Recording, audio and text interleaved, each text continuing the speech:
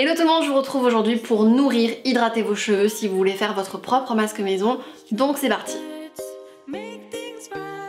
Souvent on hydrate simplement nos cheveux ou alors on les nourrit, mais on oublie que les deux sont vraiment complémentaires et hyper importants. Un cheveu qui est déshydraté, il est sec parce que tout simplement il manque d'eau. Alors dans ce cas, vos cheveux vont avoir tendance à être électriques, à être ternes, secs. Et si vous avez l'habitude d'utiliser des appareils électriques comme le fer à lisser, à boucler, le sèche-cheveux, ben là c'est possible que votre cheveu il soit vraiment déshydraté. Mamour, tu ronfles.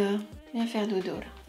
Alors oui, sur nos longueurs, le cheveu c'est une matière morte, mais faut pas oublier que sur nos cheveux, il y a des écailles qui peuvent être ouvertes ou fermées et qui vont absorber l'humidité ou alors les produits qu'on utilise. Et le fait de dire que les cheveux sont une matière morte, c'est vrai et faux à la fois parce que sur nos racines, on a un bulbe et là c'est une matière vivante. Donc oui, en dehors du bulbe, nos cheveux sont une matière morte, mais ça n'empêche pas la tige de pouvoir absorber et de réagir surtout chimiquement ou naturellement aux produits qu'on utilise. Je sais que c'est assez paradoxal, mais c'est comme ça, vous remarquerez qu'on peut passer d'un cheveu fragile à un cheveu solide, d'un cheveu sec à un cheveu hydraté, donc voilà, c'est que vraiment le cheveu il réagit même si c'est une matière morte. Donc je vais vous donner ma meilleure recette pour les hydrater et les nourrir, et en parlant de nourrir, là aussi c'est complètement différent de l'hydratation. Les cheveux qui ont besoin d'être nourris, ils sont moins souples, moins brillants, ils sont ternes, ils ont souvent des fourches, donc il faut les nourrir avec des huiles végétales, avec du gras tout simplement, et si vous faites des colorations, décolorations, vous allez sûrement en avoir besoin aussi. Donc voilà, il faut faire les deux, il faut nourrir et hydrater nos cheveux.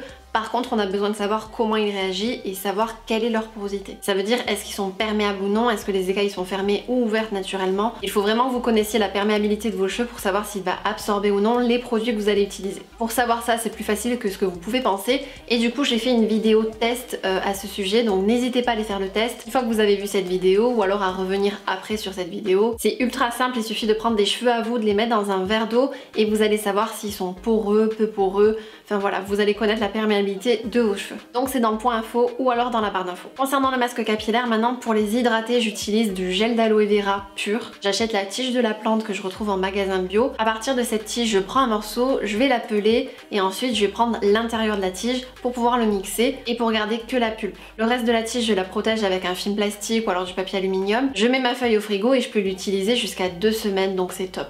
Sinon, comme autre ingrédient pour hydrater, vous avez le sirop d'agave, le yaourt, la crème fraîche, du lait de coco, du miel. Le miel en plus ça fait 2 en 1, ça hydrate et ça nourrit. Pour les nourrir justement, j'utilise des huiles végétales, huile d'amande douce, huile de jojoba, huile d'amande, mais vous pouvez aussi utiliser d'autres ingrédients comme les œufs, la banane, l'avocat, mais ces 2 ingrédients par contre ils sont hyper compliqués à enlever une fois qu'on a posé le masque parce que ça fait des petits morceaux. Et il y a aussi le beurre de karité. Pour mon masque, moi je mets quelques cuillères à soupe d'huile d'amande douce, je mets 2 cuillères à soupe après d'huile de coco. Une fois que j'ai mis tous les ingrédients, je mixe le tout et je vais appliquer ensuite sur mes cheveux, donc sur les racines, sur les longueurs et sur les pointes. Mais avant d'appliquer mon masque, moi j'ai besoin d'ouvrir les écailles de mes cheveux, donc je vais humidifier mes cheveux avec de l'eau tiède. Après je pose mon masque, je mets du film plastique autour de ma tête pour que ça garde bien l'humidité et la chaleur, et je laisse poser entre 20-30 minutes. Ensuite il me reste plus qu'à faire mon shampoing, mon après-shampoing. Je fais 2 shampoings d'ailleurs pour enlever l'huile, et mon dernier rinçage je le fais à l'eau froide pour refermer mes écailles. J'espère que cette vidéo pourra vous aider justement à mieux comprendre comment hydrater, comment nourrir vos cheveux, quelle est la différence. Mettez un pouce en l'air si vous avez aimé cette vidéo, si vous voulez en voir d'autres, et on se retrouve dimanche pour une nouvelle vidéo. Ciao!